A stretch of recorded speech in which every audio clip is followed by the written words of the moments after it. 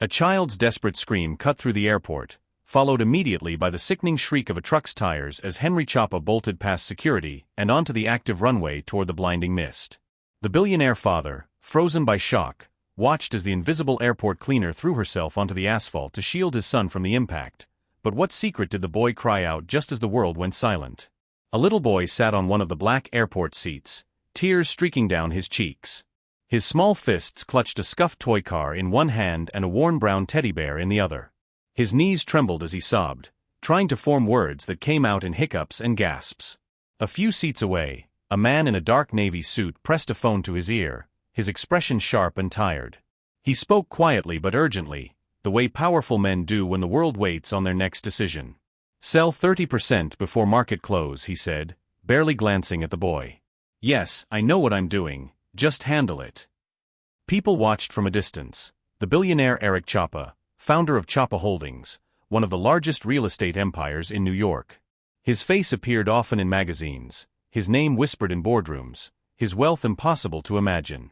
But at that moment, sitting under the cold airport light with his crying son beside him, he looked like a man unraveling. Most of the travelers at Gate 43 tried to ignore the sound. One woman put in earbuds. A businessman turned up the volume on his laptop. The air buzzed with polite discomfort. But near the window, pushing a mop across the glossy floor, Sharon Steiger stopped. Her green and orange uniform made her easy to overlook, which was fine by her. She'd been up since before dawn, scrubbing restrooms, emptying bins, wiping away the messes other people left behind. She worked quietly, the way the invisible always do. But the moment she heard the boy's cries, she froze. She knew that sound, not the impatient whining of a spoiled child, but the deep chest-shaking sobs that came from somewhere deeper. It was the sound she'd made once years ago, in a hospital hallway when no one else was listening. "Welcome back, my strong and beautiful family, to Mr. Crown Stories. If no one's told you today, you are not broken. You are becoming. You are seen, even in your quietest battles." This story is for the ones who carry love and loss in the same heart, for the parents doing their best, for the children learning to smile again, and for the souls like Sharon, who keep showing up for others even while carrying their own grief. It's for anyone who's ever stood in a crowded place and still felt alone. For those waiting for someone who isn't coming back, and for those who finally learn that healing begins the moment we stop waiting and start remembering. If this story touches your heart, hit subscribe, drop "I'm healing" in the comments, and tell me where you're listening from. Because tomorrow, I'll be back with another story, one written for hearts like yours, brave, scarred, but still full of hope. So sit back, breathe deep, and remember, even after loss, love can still find its way home. Now, let's begin. Her throat tightened. "Hey Sharon," called a coworker as she passed with a cart. "Don't bother. The dad's loaded. He can hire 5 nannies." But Sharon didn't move. Her mop dripped onto the floor as she watched the boy. He wasn't just crying, he was pleading, his small voice breaking every few breaths. "Mommy," he whimpered. "She said she'd come back." The words hit Sharon like a blow. She looked at the man, the father, still glued to his phone, eyes cold, jaw clenched as if emotions were an inconvenience he couldn't afford. He didn't see it. He didn't hear it. Sharon did. She left the mop by the pillar and knelt beside the boy, lowering herself until she was eye level with him. The scent of jet fuel drifted faintly through the air. The boy blinked through tears, startled by her presence. "Hey there," Sharon said softly. "You okay, sweetheart?" He shook his head, hiccuping. I'm waiting." "Waiting for what?" she asked. "For Mommy." His voice cracked. "She said she'd come back on a plane." Sharon's heart stopped. For a moment, the noise of the airport disappeared. It was just her and the boy, the grief in his eyes like a mirror she'd spent years avoiding. She looked over her shoulder at the father. He was watching now, frowning, his phone still in his hand. His voice cut sharply across the space between them. "Excuse me," he said. "Can you not, whatever you're doing, stop? Please." Sharon stood slowly, her hands trembling, but her voice stayed calm. "He's crying for his mother," she said. Eric's eyes hardened. "It's fine. He's just tired." "No," Sharon said quietly, shaking her head. "He's waiting for someone who's never coming."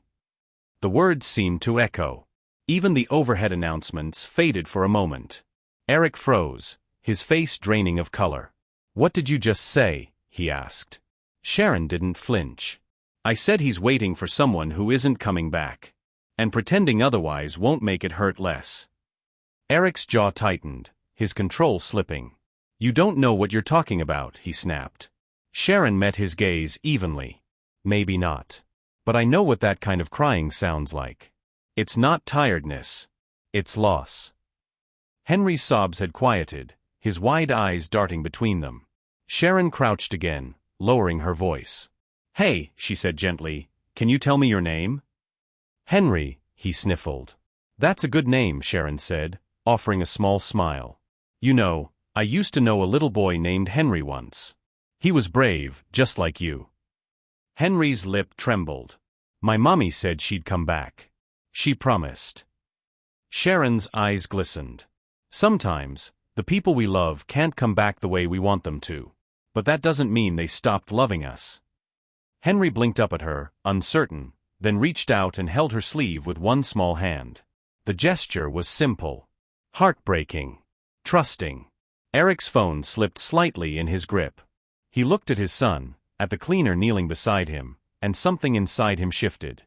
For months, he had drowned himself in deals and deadlines, in anything that could keep him from remembering. Now, watching this stranger calm his son with nothing but kindness, he felt that armor crack. "Sir," Sharon said quietly, turning to him. "He needs you to listen to him. Not your calls. Not your company. Him." For a moment, Eric didn't move. Then slowly, he set the phone on the chair beside him and walked over. Henry reached for his father's leg, clutching the fabric of his suit. Eric bent down awkwardly, unsure what to do with his hands. Sharon guided him with a look. "Just be here," she whispered. He rested a trembling hand on his son's shoulder. Henry's sobs eased into soft hiccups. The world kept moving, boarding announcements echoed, passengers hurried by, but inside that small circle of light by gate 43, everything went still. Sharon stood, brushing her knees, and met Eric's gaze. "You can't keep pretending she's just on another flight," she said softly. His throat worked as he swallowed hard. "You don't understand." "I understand more than you think," Sharon said. "Because I've waited for someone who never came back too." She picked up her mop and started walking away, the sound of the wheels squeaking faintly against the floor. Eric watched her go, torn between anger and a strange, hollow gratitude. He wanted to stop her, to demand what she meant, but the words stuck in his throat. When he finally turned back to his son, Henry had fallen asleep, head resting against his arm, the teddy bear still clutched tight. Eric exhaled slowly, for the first time noticing how small his son's hand looked inside his own. He looked across the terminal. Sharon was disappearing down the corridor, her mop swaying side to side, her neon uniform a fading streak of color in the sterile light. Something about her words wouldn't leave him. "He's waiting for someone who's never coming." They echoed in his mind like turbulence, shaking loose the truth he'd spent 6 months burying. For the first time in a long time, Eric Chapa didn't want to board a plane. He wanted to understand what he had become. The next morning, Eric Chapa barely slept. Every time he closed his eyes, he heard the echo of that cleaner's voice, calm, certain, and maddeningly right. "He's waiting for someone who's never coming." It wasn't just a statement. It was an accusation. And the worst part was, she didn't even know how right she was. He had promised himself he'd never let Henry see him break. Not when Amelia's plane went down. Not when reporters stood outside the gates like vultures. Not when he had to tell his son the lie that still poisoned his throat, "Mommy's on a long trip." But now that lie had grown legs. It had turned into Henry sitting by a window, day after day, waiting for a plane that would never land. And a stranger, a janitor, had called him out for it. The knock came at 8 a.m. sharp. Eric opened the hotel suite door, expecting room service. Instead, Sharon Steiger stood there, her mop and bucket beside her, the same lime green uniform freshly pressed. Her eyes met his without fear. "You wanted to talk," she said simply. Eric's jaw tightened. "You didn't give me much of a choice, did you?" Sharon didn't respond. She stepped into the suite when he moved aside, her shoes squeaking faintly on the marble floor. Henry was curled on the couch, still in pajamas, his teddy bear tucked under one arm. When he saw Sharon, his sleepy face brightened. "You came back." Something inside Sharon softened instantly. She crouched beside him. "I told you I'd check on you, didn't I?" Henry nodded and smiled faintly. Eric crossed his arms. "You've made quite an impression," he said dryly. Sharon turned, her tone polite but firm. "Impression wasn't my goal, Mr. Choppa. Comfort was." His eyes narrowed. "You shouldn't have interfered yesterday. You overstepped." Sharon rose, facing him squarely. "Maybe I did. But someone had to." He took a step closer. "Do you know who I am?" "Yes," she said evenly. "You're the man who can buy the whole airport but can't stop his son from crying." The silence after that was heavy enough to feel. Eric's voice dropped.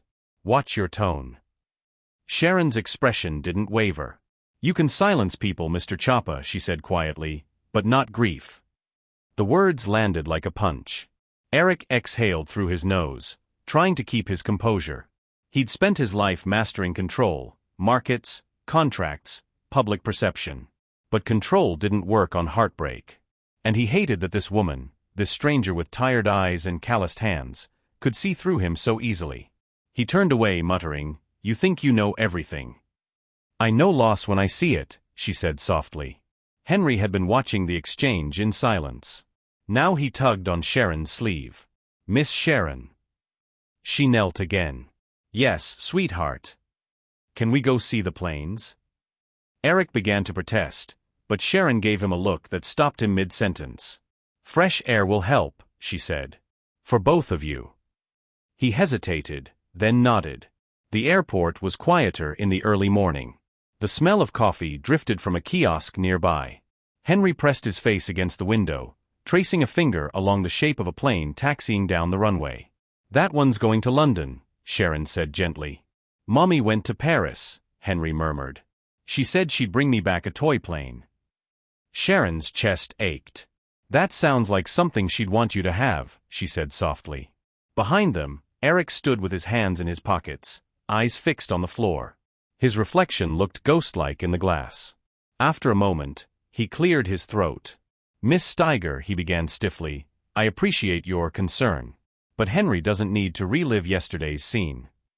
"Yesterday's scene," she repeated, turning toward him.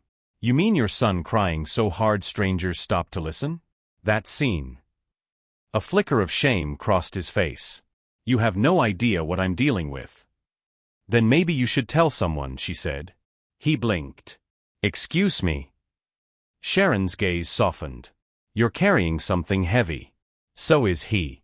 But the difference is, Henry's 6, he doesn't know how to hide it." For a second, Eric looked like he might actually respond. Then he caught himself, straightening his tie. "This isn't your business." Sharon sighed, kneeling beside Henry again. "Then make it his," she said, nodding toward his son. "Because right now, he's learning from you. And what he's learning is that silence fixes pain." Henry had pulled out a crumpled sheet of paper from his small backpack. On it, he'd drawn a stick-figure family, a man, a woman, and a child holding hands beneath a big blue sky. Above them, a plane hovered, surrounded by clouds. "Who's that, buddy?" Sharon asked softly. Henry pointed at the figures one by one. "Daddy. Mommy. Me." Eric's throat tightened. "Why's the plane so big?" Sharon asked. "So Mommy can see it from heaven," Henry said matter-of-factly.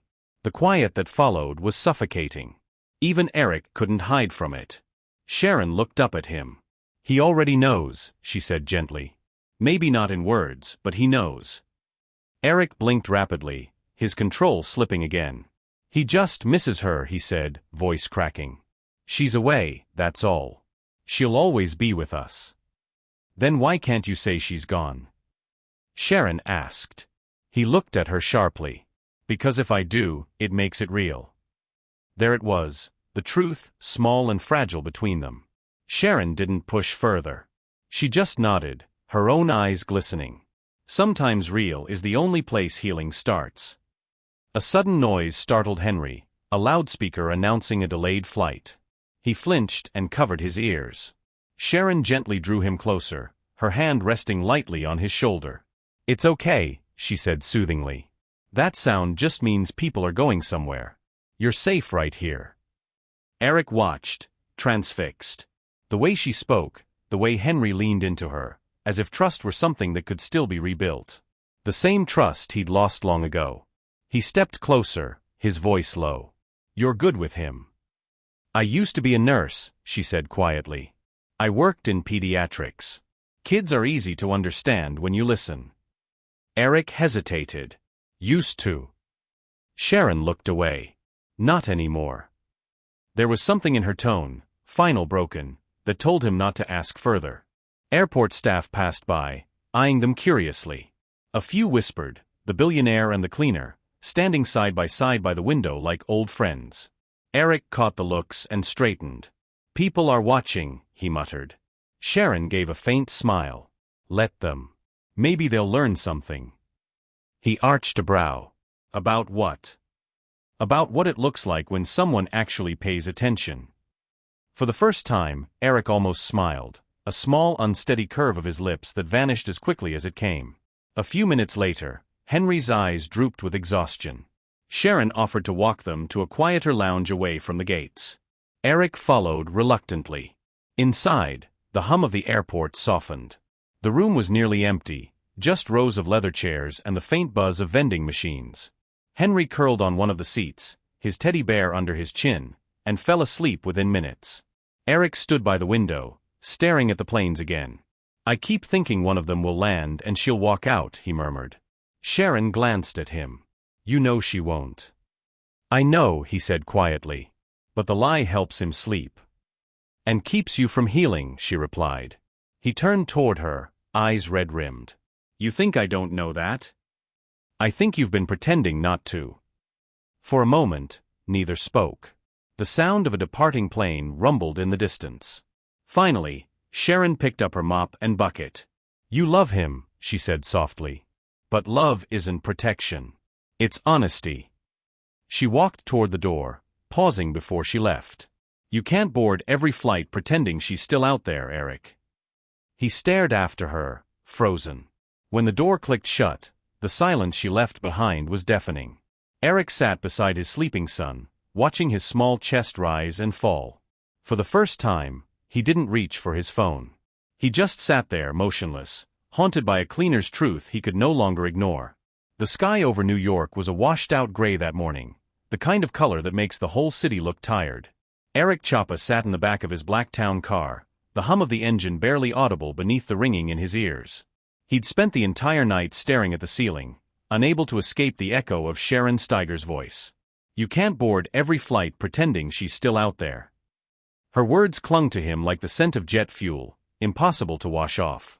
Now, as his driver weaved through traffic, Eric scrolled through his phone, opening the one folder he swore he'd never look at again. Amelia. Dozens of photos. Her laughing on their yacht in Capri.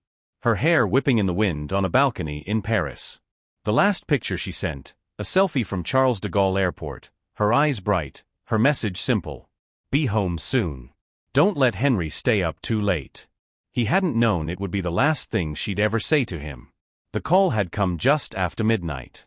Eric had been in his office, half asleep over a contract. "Mr. Chapa," the voice on the phone said, "there's been an incident." Those 3 words changed everything. The private jet carrying Amelia and 3 business associates from Paris to New York had disappeared from radar over the Atlantic. For 12 hours, he refused to believe it. 4:24, he held out hope. Then the wreckage was found, pieces of fuselage scattered across the sea like fragments of a broken promise. He remembered Henry running into his arms the next morning, clutching his stuffed bear. "When's Mommy's plane landing?" the boy had asked, eyes wide with faith.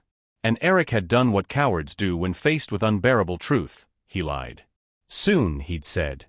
"She's just on a long trip." It was supposed to be temporary, a few days until he found the words, until he could breathe again. But days became weeks. Weeks became months. And every time Henry asked, "When's Mommy coming back?" he smiled and repeated the same lie. He convinced himself it was protection. But really it was avoidance, a way to stay numb, to keep from admitting that his wife was gone and he'd failed to save her. By the time the car pulled up to his office tower, Eric's hands were shaking. He shut off his phone and sat for a moment, staring at his reflection in the tinted glass. He didn't see power or success. He saw a man afraid of his own shadow. Inside the building, assistants greeted him with forced smiles. The sound of ringing phones, the smell of espresso, all the familiar notes of control, surrounded him. But his mind wasn't here. It was back at Gate 43, with a cleaner who refused to look away from his son's pain. He rubbed his eyes. Why couldn't he forget her words? Sharon Steiger's shift was ending. Her arms ached from hours of scrubbing floors and polishing glass walls that reflected lives she'd never live. She changed in the staff restroom, folding her uniform neatly into her locker. Her reflection in the cracked mirror stared back, a woman in her 40s, eyes lined with exhaustion, the kind of tired that went deeper than sleep. She splashed water on her face, but it didn't help. Henry's voice still rang in her head. Mommy said she'd come back on a plane. Those words had opened something inside her she'd kept sealed for years. When she stepped outside into the morning light, the air was heavy with rain. She walked the long stretch to the bus stop, clutching her coat against the wind. As the bus rattled down Queens Boulevard, memories started slipping through the cracks she'd built. A hospital room. The beep of a monitor. Her son David, 9 years old, pale as the sheets he lay on. She'd been a nurse then, skilled, capable, calm under pressure. But nothing could prepare her for watching the light fade from her own child's eyes. Leukemia. That one word had destroyed her world. She remembered the way he'd looked at her before the end, brave, even as his small hand trembled in hers. "Mom," he'd whispered, "don't be sad. I'll wait for you in the sky." When the monitor went flat, Sharon didn't scream. She just stood there, frozen, the world narrowing to a soundless point. The next week, she quit nursing. Hospitals made her sick. She took the first job she could find, cleaning. It was quiet, invisible, safe. But she never stopped hearing that voice in her head. "I'll wait for you in the sky." That night, sleep didn't come. Sharon sat by the small window of her one-room apartment, the city lights flickering like restless ghosts. She kept thinking of Henry, the way he clutched that toy car, the way his voice cracked when he said, "Mommy." He reminded her too much of David. Same innocence. Same hope. Same look of someone trying to understand why the world had stopped loving them back. At dawn, she got up, tied her hair, and decided she'd go back to the airport. She didn't know why, maybe to check on him, maybe to make sure someone was telling that boy the truth. The airport was busy again, the same tide of travelers, the same metallic voice announcing flights to places that promised new beginnings. And there he was. Henry sat near the same window as before, legs swinging, a crumpled drawing in his lap. When Sharon approached, he looked up with a shy smile. "Hi, Miss Sharon." "Hey, champ," she said softly, sitting beside him. "What's that you've got there?" He unfolded the paper carefully. It was a drawing, bright blue skies, a plane, and 3 stick figures waving from below. "That's me," he said proudly, pointing at the smallest figure. "That's Daddy. And that's Mommy." Her throat tightened. "It's beautiful." "She said she'd come back soon," he whispered, as if it were a secret. "Maybe she's on that plane." He pointed out the window to an arriving flight taxiing to the gate. Sharon swallowed hard. "Maybe," she said softly, though she knew better. A voice echoed behind them, cold, clipped, familiar. "Henry." Eric stood a few steps away, dressed impeccably, phone in hand, as if holding onto it might keep him from falling apart. The boy jumped up. "Daddy. I drew Mommy a picture." Eric froze mid-step. The drawing in Henry's hands, Amelia's smiling stick figure, hit him like a blow to the chest. Sharon stood, her expression unreadable. "He's been waiting here," she said quietly. "Again." "I can see that," Eric replied tightly. "Thank you, Miss Steiger, but I can handle my son." "No, you can't," Sharon said before she could stop herself. His head snapped toward her. "Excuse me." "He's not waiting for the plane, Eric," she said, voice steady. "He's waiting for closure." A few passers-by slowed to look, sensing tension. Eric's face hardened, anger flickering under the grief he refused to show. "You don't know what it's like to lose someone." Sharon met his eyes. "Don't I?" For a brief moment, something in her gaze, a deep, quiet ache, made him falter. But pride won. "This conversation is over," he said, grabbing Henry's hand. "Come on, son." Henry looked back at her, confused, as Eric led him away toward the escalators. When they disappeared into the crowd, Sharon sank into one of the empty seats, her hands trembling. She had said what needed to be said, but her heart hurt anyway. Across the terminal, Eric's reflection in the glass followed him like a shadow. He told himself she was wrong, that the cleaner didn't know anything about love or loss. But the truth gnawed at him. Because when he'd looked into her eyes, just for a second, he'd seen the same hollow space he carried inside. And for the first time in 6 months, Eric Chapa felt something break. The day started quietly.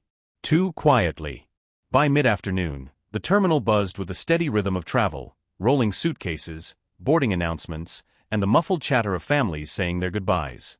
To everyone else, it was ordinary. To Sharon Steiger, it was routine. She moved down the long corridor near Gate 47, pushing her mop bucket in steady strokes, the floor gleaming beneath the fluorescent lights. Her body ached, but her mind wandered, back to the boy with the tearful eyes and the picture of a plane. He's waiting for closure. The words she'd said to his father still echoed in her head. Maybe she had gone too far. Maybe she should have stayed silent. But how could she? That boy's pain was too familiar. She'd spent her life cleaning up after strangers, their messes, their spills, their careless mistakes, but she couldn't scrub away what she saw in Henry's eyes. That kind of grief clung like a stain. She paused by the wide window, watching an arriving jet roll toward the gate. Rain streaked the glass in silver threads, and the blinking lights of the plane reflected like tiny stars. Then she heard it, a scream. It was high-pitched, raw, cutting through the airport noise like glass breaking. "Mommy!" Sharon's head snapped toward the sound.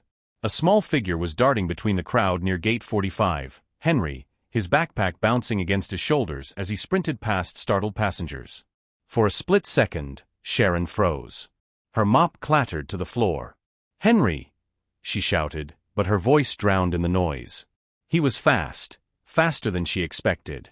He slipped through the security barrier left open by a distracted ground crew member and bolted toward the runway access doors, shouting again, "Mommy, wait!" People gasped. Someone screamed for security. Sharon didn't think, she just ran. Her shoes slapped against the tile as she chased him, heart pounding like a drum in her ears.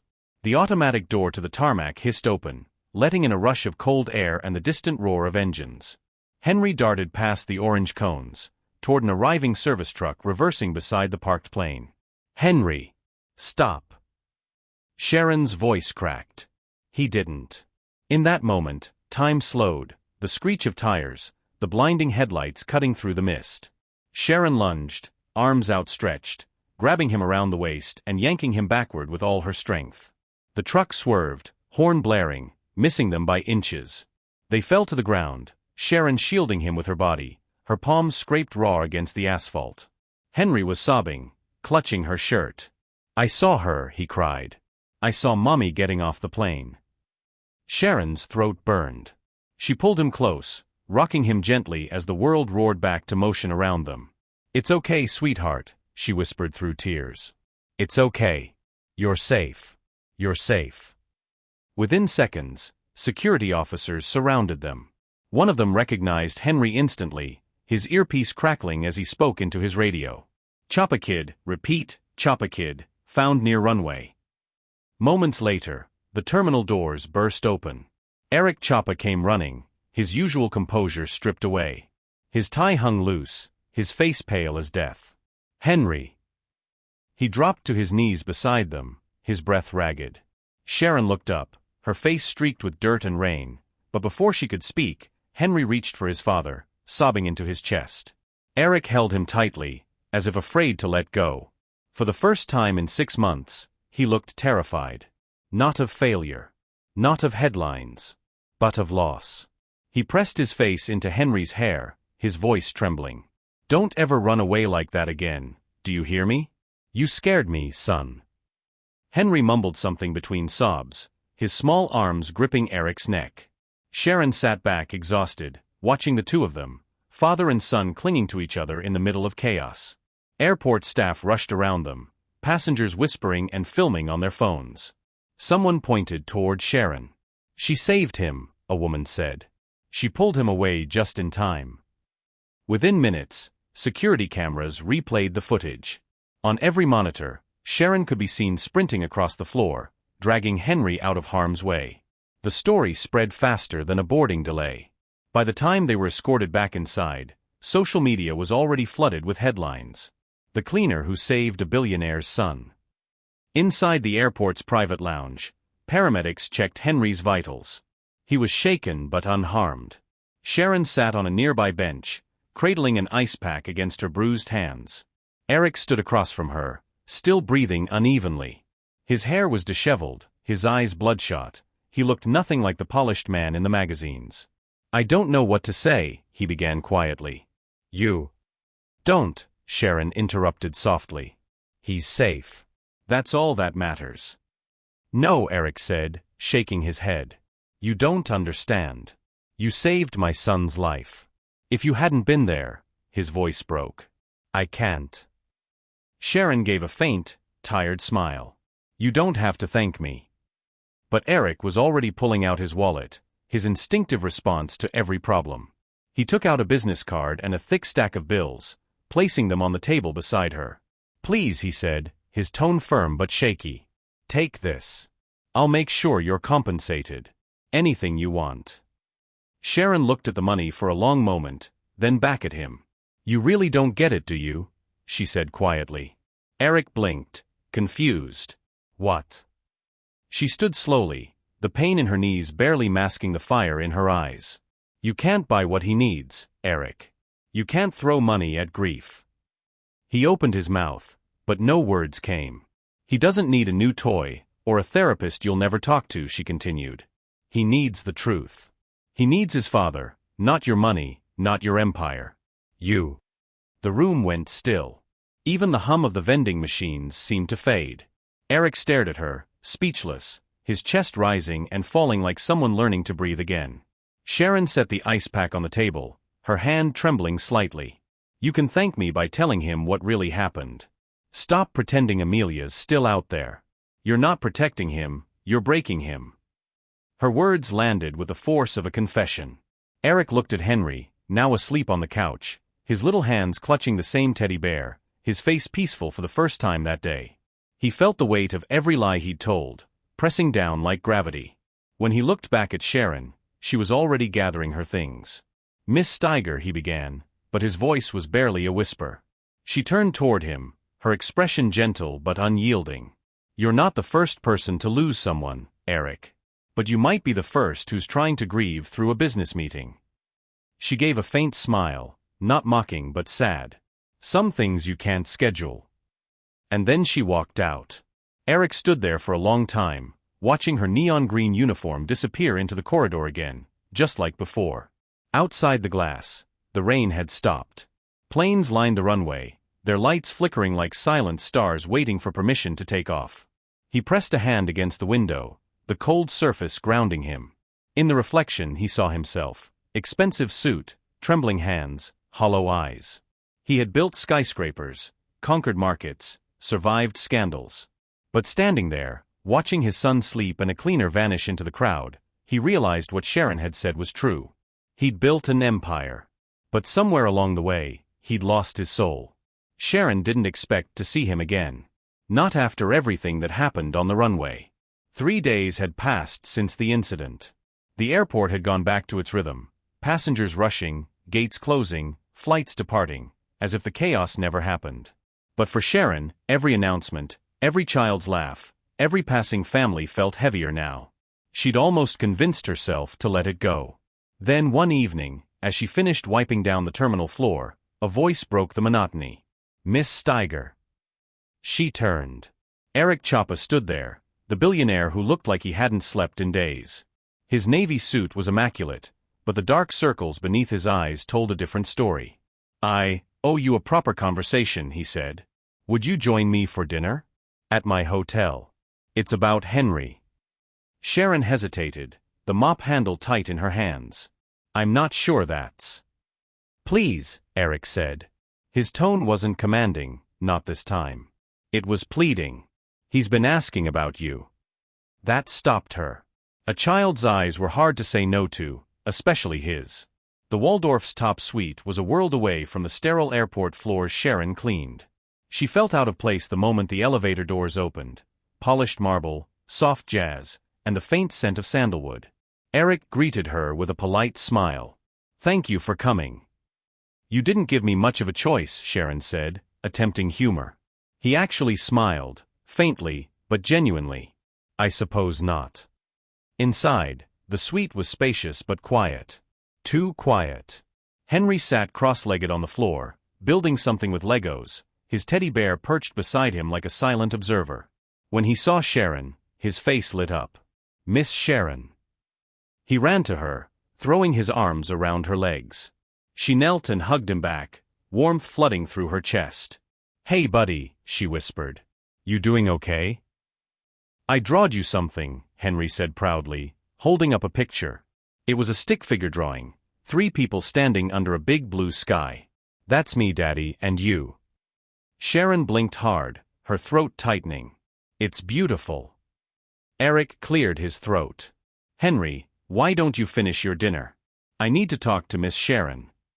They sat across from each other at the long dining table. The skyline stretched beyond the window, glittering, distant, indifferent. Eric poured her a glass of water, then rested his hands on the table. "I wanted to thank you again," he began carefully. "For what you did at the airport. For saving him." Sharon shook her head. "You don't need to thank me, Mr. Chapa." "Eric," he corrected quietly. She hesitated. "All right, Eric." A silence settled between them, not awkward, but heavy. "He's been different since that day," Eric continued. "Quieter. More withdrawn. He wakes up crying sometimes, saying he hears airplanes. I thought maybe you'd know how to help him. You seem to reach him in ways I can't." Sharon folded her hands. "He's grieving." Eric's jaw tightened. "He's too young to understand what that means." "That's exactly why he needs help," Sharon said softly. "Grief doesn't care how old you are. It just waits until you notice it." He looked away, his fingers drumming against the table. "Therapists won't fix this," he said. "I've tried." "Therapists can't fix lies," she said quietly. He froze. "Henry believes his mother's coming home," Sharon continued. "He waits at the airport because that's what you told him. But she's not coming back, is she?" Eric's eyes darkened. "You don't know anything about my family." "I know what denial looks like." Her voice trembled, but she didn't back down. "You're not protecting him, Eric. You're teaching him to wait for ghosts." He stood, pacing toward the window, staring out at the city lights. "You think I don't know that?" His voice cracked. "You think I don't wake up every night hearing the sound of that call, the one that told me her plane went down?" Silence filled the suite. Sharon swallowed hard. "Then help him face it. Don't make him carry your silence."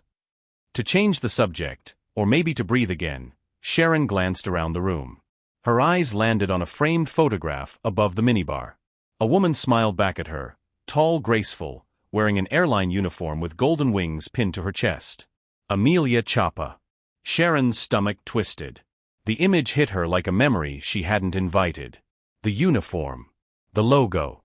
The flight name in the corner of the photo, AV 329, Paris to New York. Her hand trembled as she set down her glass. That flight. Her mind flashed back to a hospital corridor years earlier, the sterile smell of disinfectant, the doctor's solemn voice. "I'm sorry, Mrs. Steiger. The donor heart never arrived." The organ had been delayed because a plane never landed. That plane. She pressed her palm against her stomach, fighting to steady her breathing. Fate had a cruel sense of irony. Eric didn't notice her reaction.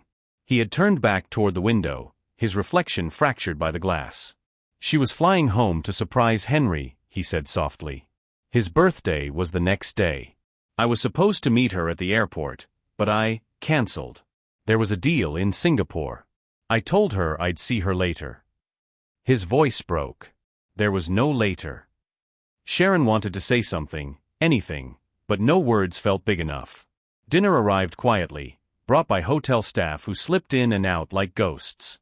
Henry sat between them, humming softly as he arranged his peas into tiny airplane shapes. After a while he reached for his toy car, the one he always carried, and popped open the small compartment hidden under its base. "Look," he said, holding something up to Sharon. "This is Mommy." Inside was a folded photograph, the same woman, Amelia, smiling in her uniform.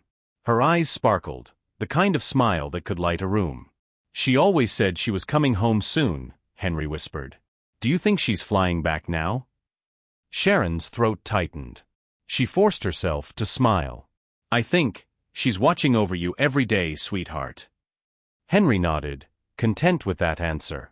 Eric watched the exchange silently.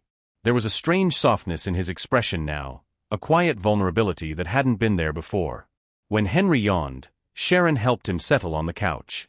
He fell asleep quickly, the toy car still in his hand. For a long moment, neither of them spoke. Sharon stared at the boy, at the innocence wrapped around so much pain. She wanted to tell Eric the truth, that his wife's flight was the same one that carried the heart meant for her own son. But how could she? How do you tell a man that his tragedy had touched yours so intimately? Not tonight. As she gathered her bag, Eric stood from the couch. "Miss Steiger," he said, voice low. "I know you didn't come here for money. But Henry, he needs someone like you. Someone patient. Someone who listens." She froze. "I'd like to hire you," he continued. "Full-time. To stay with him. Help him heal. Whatever it takes." Sharon blinked. "Eric, I clean floors. I'm not qualified. You're the only person he trusts." His voice was firm now. "Please." She looked at him, this man who had built towers that scraped the clouds but stood before her now, cracked and human. After a long silence, she nodded once. "All right. For Henry." A faint smile touched his lips, the first real one she'd seen. For Henry. As Sharon stepped into the elevator, the doors closing around her, she caught one last glimpse of the suite, of the photo on the wall, of the sleeping boy holding the toy car, of the man who didn't yet know how tightly their fates were bound. And deep down, she knew the truth she couldn't yet say aloud. The woman he lost, and the child she did, had been passengers on the same flight. One plane had carried both of their hearts. The Chapa mansion stood on the northern edge of Manhattan, like something carved out of glass and silence. Every window reflected the skyline, every corner gleamed with perfection. But behind that beauty, Sharon felt a chill, not the kind that came from cold marble floors, but from emptiness. When she first walked through the front doors, Henry clung to her hand. His little fingers were warm and sticky, grounding her as she stared up at the crystal chandelier above the grand staircase. The house smelled faintly of lemon polish and nothing else. No trace of life.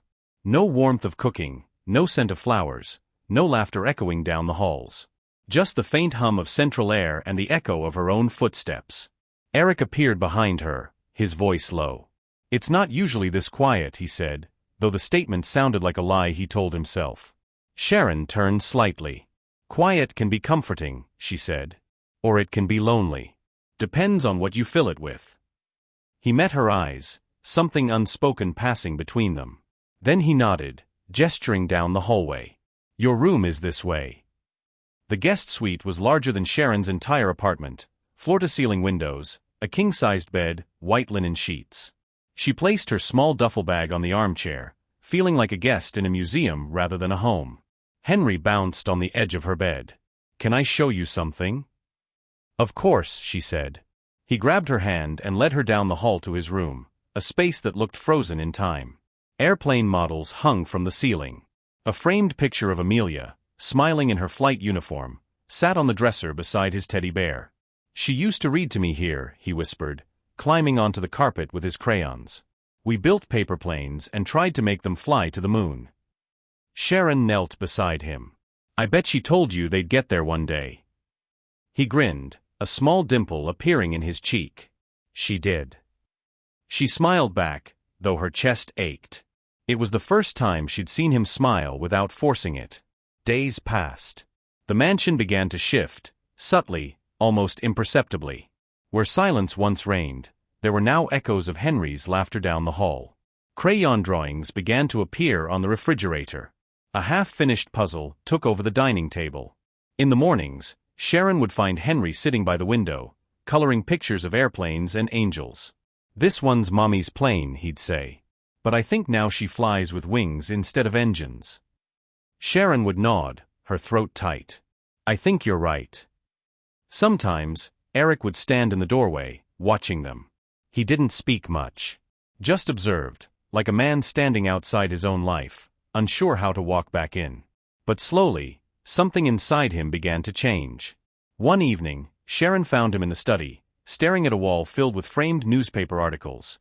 Chapa Global acquires Skyline Realty. Eric Chapa named CEO of the Year.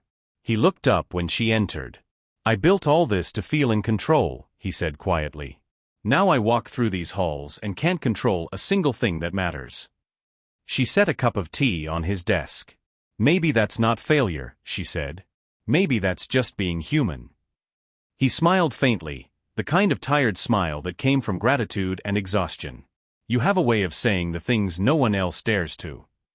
"It's a gift," she replied, her tone gentle but teasing. For a moment, their eyes met. The air between them changed. Not romantic, not yet, but warm enough to hint that the walls between them were thinning. That night, after tucking Henry into bed, Sharon lingered by his door.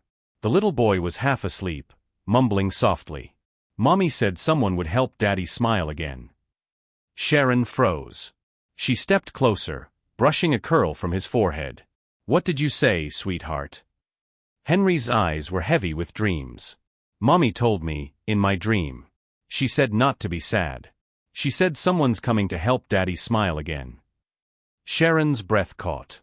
She looked down at him, this fragile boy who somehow carried messages from both grief and hope. "Go to sleep, Henry," she whispered, her voice trembling. "You've done enough for tonight." But when she turned off the light and closed the door, her heart was racing. What did it mean, that he dreamed those words? Coincidence, or something deeper? The next morning, Sharon wandered into the sunroom. The walls were lined with photos. Amelia with Henry as a baby, Amelia laughing in front of an airplane, Amelia kissing Eric on a beach somewhere golden and bright. Every frame looked like it belonged to another life. As Sharon dusted the shelf, something slipped from between two books, a small cream envelope with "For Eric" written in Amelia's handwriting. Her hands trembled as she picked it up. The paper was aged but neatly sealed. She hesitated, torn between respect and curiosity. Finally, she unfolded it. "My dearest Eric, if you're reading this, it means I'm on my way home. I don't know why I felt the need to write, but I couldn't board this flight without saying what's been on my heart. I miss you. Not the way people miss a person far away. I miss the man you used to be. The one who laughed more than he planned, who came home smelling like rain instead of cologne. I know the business means everything to you. But sometimes, I wish you'd let the world wait.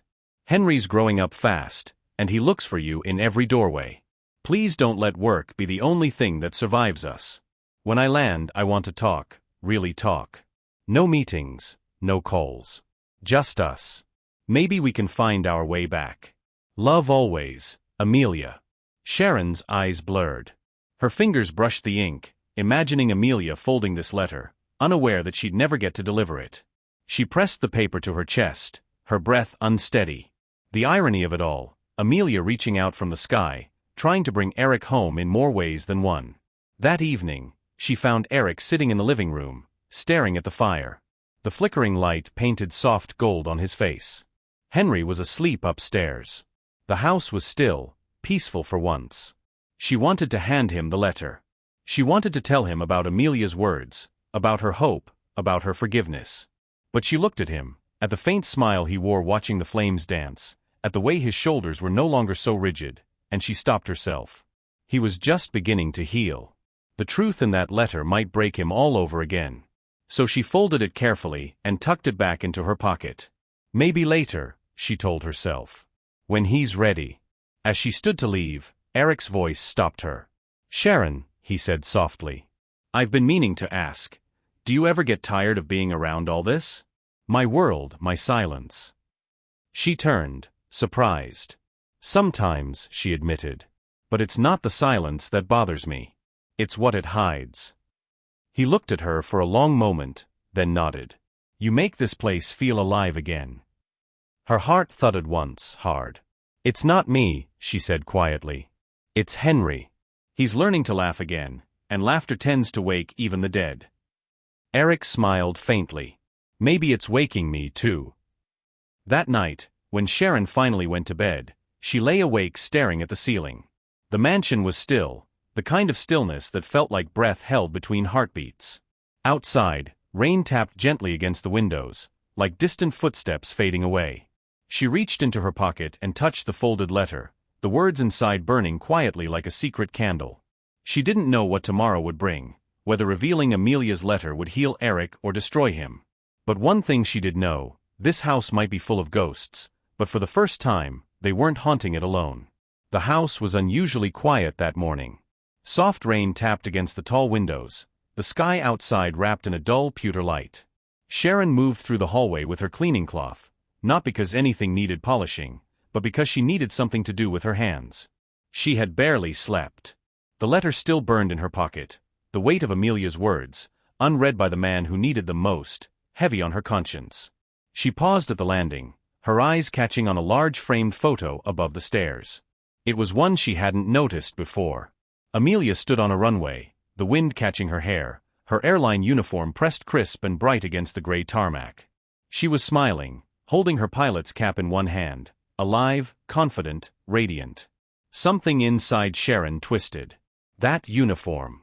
That insignia. That flight number stitched on the badge, AV-329.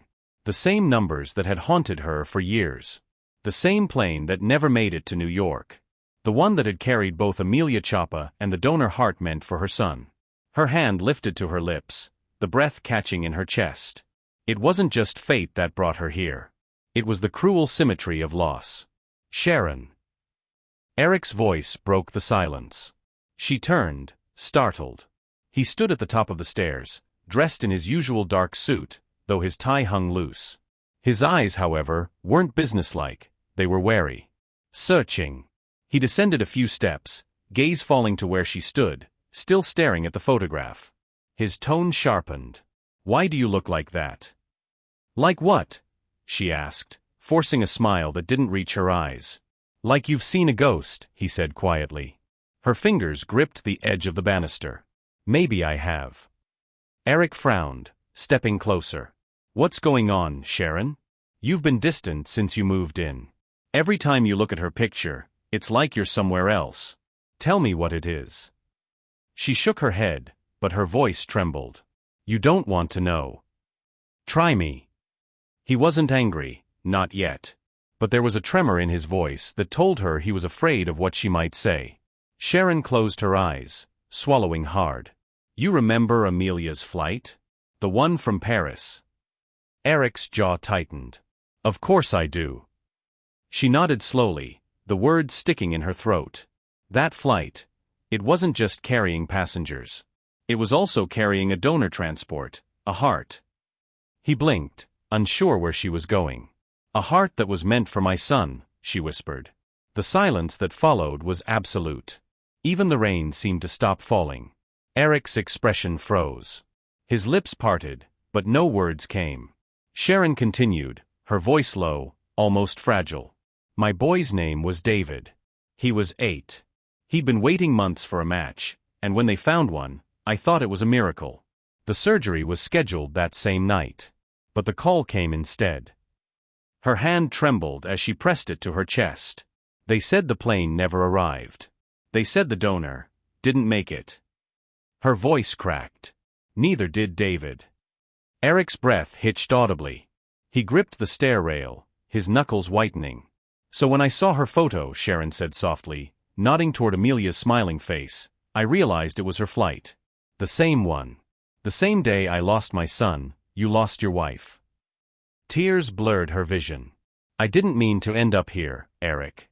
I didn't come looking for anything. But when I saw Henry at that airport, crying and waiting for a plane that would never come, it felt like the past was staring me in the face. Like fate wasn't finished with me." Eric stood silent for what felt like an eternity.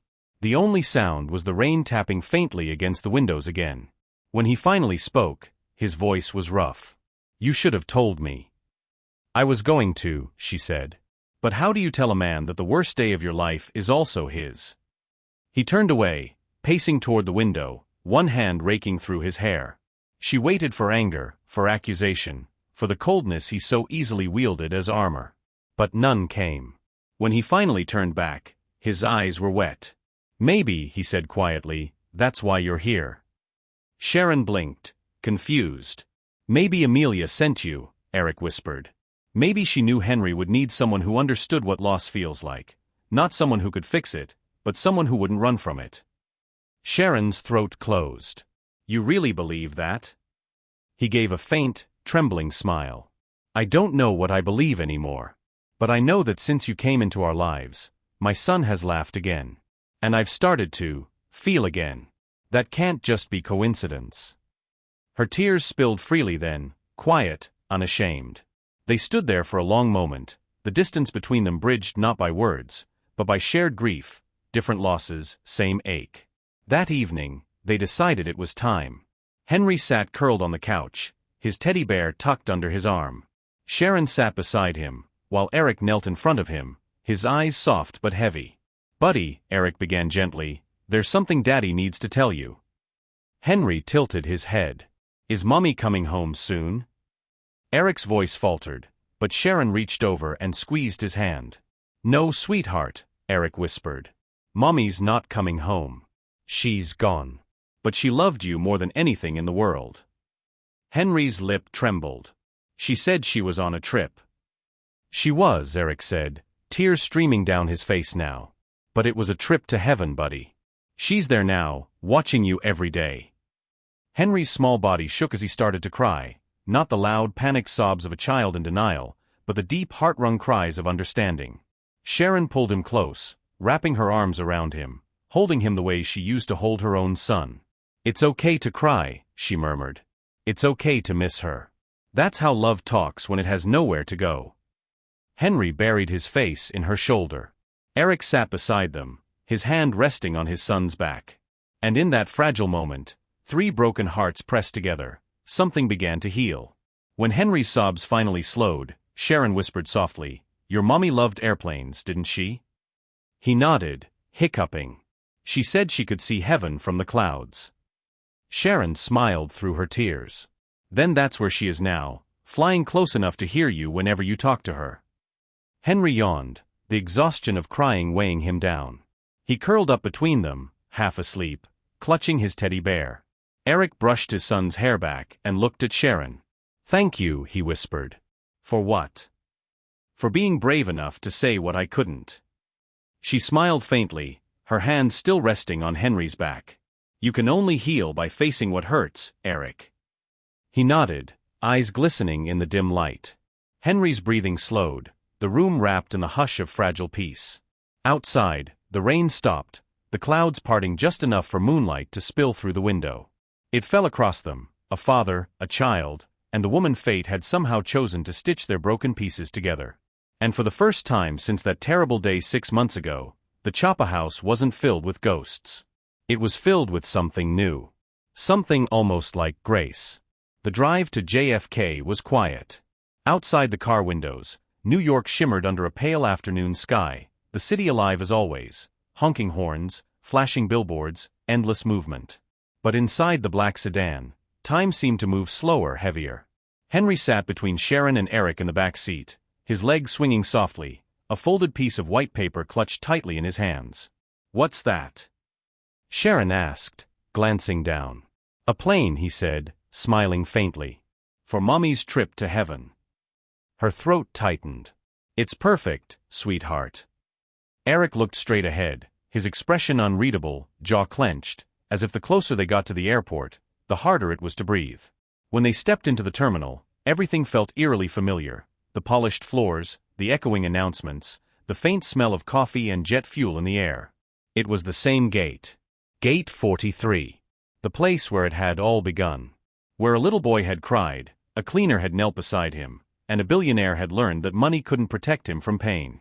Now they returned, not as strangers, but as something closer to a family. Sharon felt a tremor in her chest as they walked. Every sound, the rolling suitcases, the overhead speakers, carried ghosts of that day. Henry stopped by the wide terminal window. Planes were taking off in the distance, streaking into a sky brushed with gold and violet.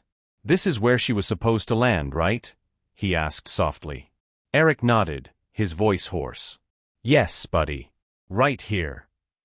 Henry knelt down and carefully placed his paper plane on the floor beneath the window. "It's her plane now," he whispered, "so she can keep flying." Sharon swallowed hard. Her hand brushed over her heart. For a long moment, none of them spoke.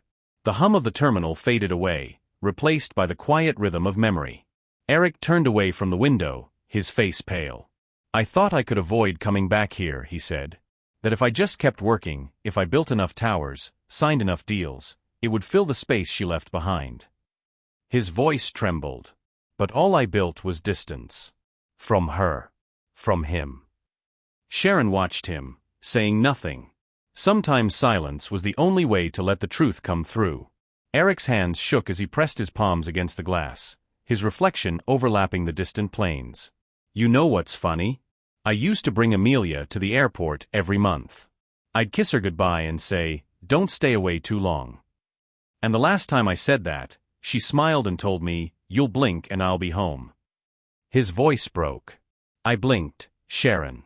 And she was gone." Sharon stepped closer, resting a hand lightly on his arm.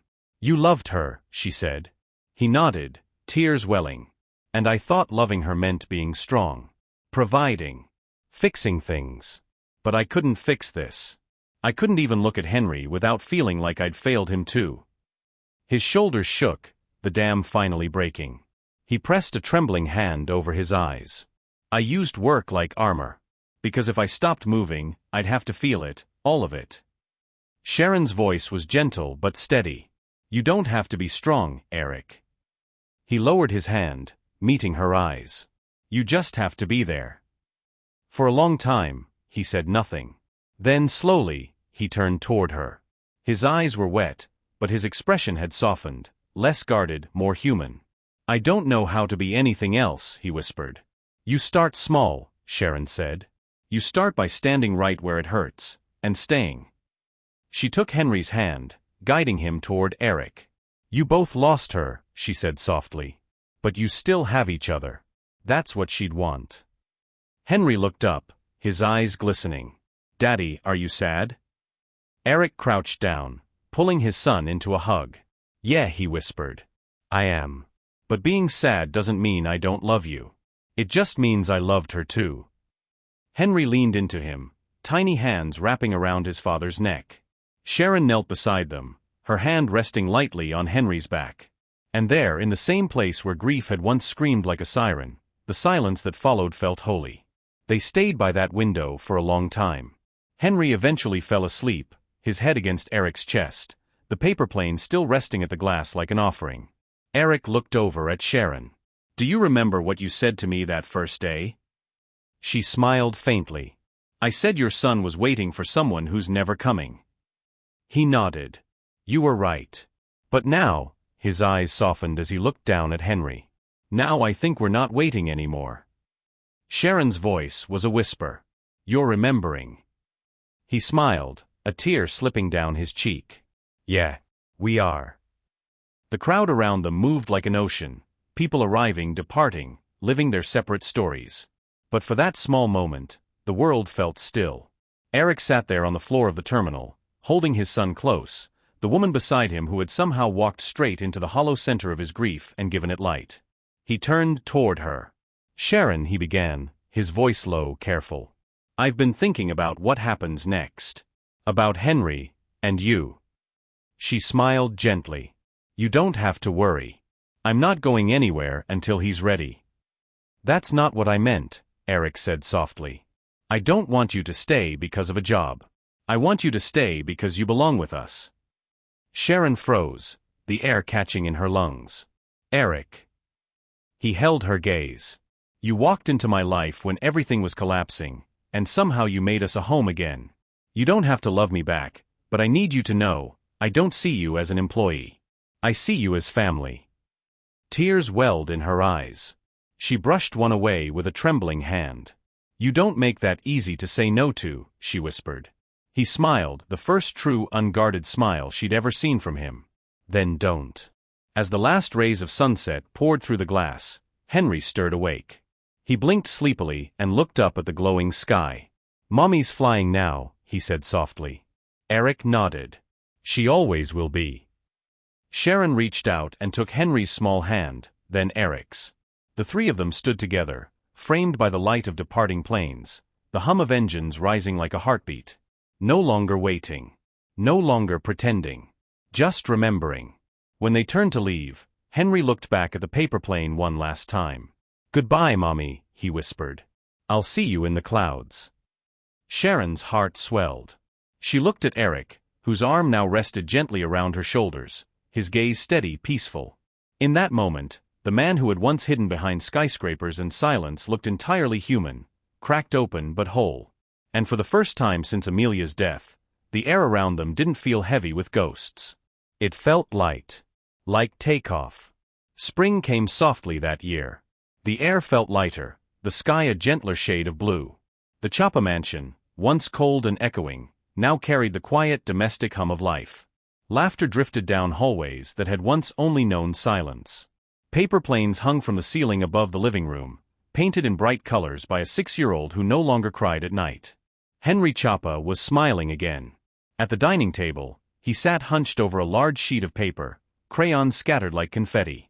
Sharon watched from the doorway, her hands still damp from washing breakfast dishes. "Whatcha drawing, buddy?" she asked. Henry grinned, holding up his work proudly. It showed a sky full of clouds and airplanes. Beneath them, 3 stick figures stood side by side, one tall in a blue suit, one with curly hair and a yellow dress, and one floating above them with angel wings. "That's Daddy," he said, pointing at the tall one. "That's Miss Sharon." He pointed to the one above. "And that's Mommy, she's flying, see?" Sharon felt her throat tighten. The simplicity of a child's heart could undo her faster than anything else. "It's beautiful," she said softly, smoothing his hair. "Your mommy would love that." Henry nodded with complete certainty. "She told me she does." Later that afternoon, Sharon stood in the garden with Eric. The cherry blossoms were just beginning to open, soft petals falling like snow. He leaned on the porch railing, watching Henry chase a paper plane across the yard. "He's different," Eric said quietly. "I still see moments where the sadness hits him, but it doesn't swallow him anymore." "That's how grief works," Sharon replied. "It never disappears. It just learns how to walk beside you." Eric looked at her then, and there was something in his eyes she hadn't seen before, not the exhaustion of a man trying to hold the world together, but calm acceptance. "You've done more for him than I ever could," he said. Sharon smiled faintly. "We both did it. Together." He hesitated. "I've been thinking about Amelia. About how she always believed people were meant to help one another heal. So, I've started something in her honor." She turned toward him, curious. "What kind of something?" "A foundation," he said. "For families who've lost someone, parents, children, anyone who's trying to rebuild after grief. I want to help them the way you helped us." Her eyes widened slightly. "Eric, that's," she trailed off, overwhelmed. He continued, his voice softer now. "I named it after her. And after your son." Her breath caught. "David." He nodded. The Amelia David Foundation. It felt right, 2 lives that never met, but somehow brought us together. Sharon blinked rapidly, her heart full and breaking all at once. "You didn't have to." "I did," he said firmly. "Because love doesn't end when life does. It keeps finding new ways to live on." For a moment, she couldn't speak. The wind carried the faint sound of Henry's laughter, and tears stung her eyes, not from pain this time, but from gratitude. "Thank you," she whispered. Eric reached out and covered her hand with his. "No," he said softly. "Thank you." A week later, Sharon made a visit she'd been avoiding for years. The small cemetery on the edge of Queens was quiet, the ground damp with morning dew. She carried a bouquet of white lilies, David's favorite, and knelt by the small headstone etched with his name. "Hey baby," she whispered. "It's been a while." The words came easier than she expected. She brushed the dirt from the stone, tracing the letters with trembling fingers. "You'd like Henry," she said softly. "He's about your age. Brave. Funny. A little stubborn." Her smile wavered. "And his daddy, well, he's learning how to smile again too." She set the flowers down and exhaled slowly, eyes closing. "I couldn't save you, sweetheart. But I helped another little boy smile. I think you'd be proud of me for that." A soft breeze moved through the trees, rustling the branches. For a moment, Sharon could have sworn she felt warmth brush across her cheek, a whisper of comfort, a breath of peace. She smiled through her tears. "I'll keep doing my best," she promised. "For both of us." When she stood and turned back toward the city skyline, the sun broke through the clouds, a shaft of light that painted everything gold. And for the first time in years, Sharon didn't feel the weight of loss pulling her backward. She felt something lifting her forward. 2 months later, the three of them returned to JFK. Not because of grief this time, but because of memory. The terminal was busy, alive with summer travelers. Sharon, Eric, and Henry walked side by side through the crowd, each step light, unhurried. They stopped at the same window near Gate 43. Henry pressed his hands against the glass, watching a jet prepare for takeoff. "Is this where Mommy's plane went?" he asked. Eric nodded. "Yes. But now we come here to remember how much she loved flying, not how she left." Henry reached into his backpack and pulled out a small paper plane, neatly folded. On one wing, he had written in red crayon, "Mommy's flight." He set it gently on the floor by the window. "For her next trip," he said matter-of-factly. Sharon's eyes filled again, but she smiled. "That's beautiful, Henry." He looked up at her, grinning. "Do you think she can see us?" Sharon nodded. "Always." As the plane on the runway began to accelerate, Henry pointed excitedly. "Look. Mommy's flying high." Eric's arm slid around Sharon's shoulders. She reached down, squeezing Henry's small hand. "She always was," Sharon whispered. The roar of the engines filled the air as the plane lifted off, sleek and silver, rising toward the clouds. They stood together, 3 silhouettes framed in light, watching as it disappeared into the horizon. No tears this time. Just peace. Around them, life carried on, announcements, laughter, the endless rhythm of arrivals and departures. But for that family, everything had already arrived exactly where it was meant to be. Eric glanced at Sharon, his voice quiet but certain. "You changed our story." She smiled. "No. We just learned how to finish it right." Henry squeezed both their hands, swinging between them, humming under his breath. "Can we go home now?" Eric chuckled. "Yeah, buddy. Let's go home." They turned together, walking away from the window. The paper plane remained where Henry had left it, sunlight catching its wings.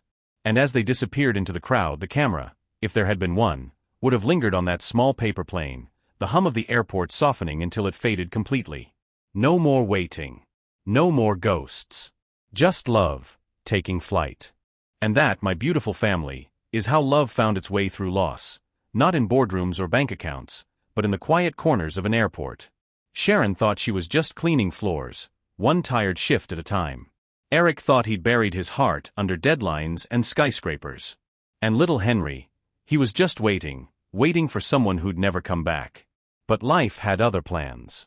It brought them together at Gate 43, 3 broken souls who didn't know they were each other's second chance. Because sometimes, healing doesn't arrive on a flight or a schedule. Sometimes, it comes in the form of a stranger who listens, a child who forgives, or a love that grows from shared pain into something whole again. To everyone listening right now, if you've ever felt like you were waiting for someone or something that never came, hear me, you're not forgotten. Love still finds its way, through grief, through silence, through all the places we think it never will.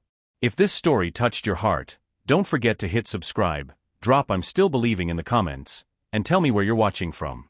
Because somewhere out there, your own Gate 43 moment is waiting, that quiet, unexpected encounter where healing finally boards its flight home. Until next time, this is Mr. Crown Stories, reminding you, you are not too late. You are not too broken. And love? It still knows how to find you.